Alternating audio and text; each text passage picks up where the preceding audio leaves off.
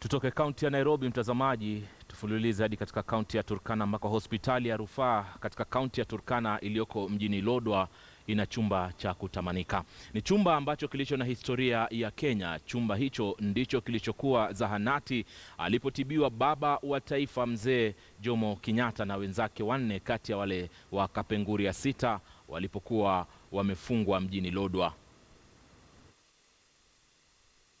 Chumba hicho kilicho nyuma ya chumba cha upasuaji katika hospitali hii ya rufaa ilikuwa zahanati pekee hapa katika kaunti ya Turkana wakati huo.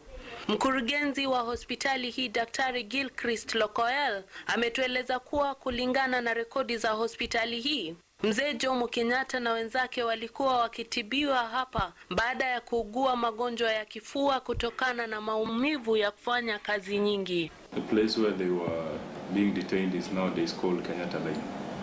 So there was a prison that was housing the famous Kapenguria 6. Daktari Lokoel amesema chumba hicho kilichojengwa mwaka wa 1939 na wabeberu kilikuwa zahanati ambapo wabeberu walipata matibabu wakati walipokuwa wagonjwa.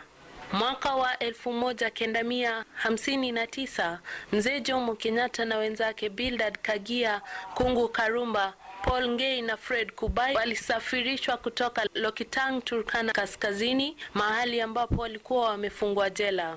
Mashujaa hao walifungwa Lodwar hadi mwaka wa 1961 wakati walipoachiliwa.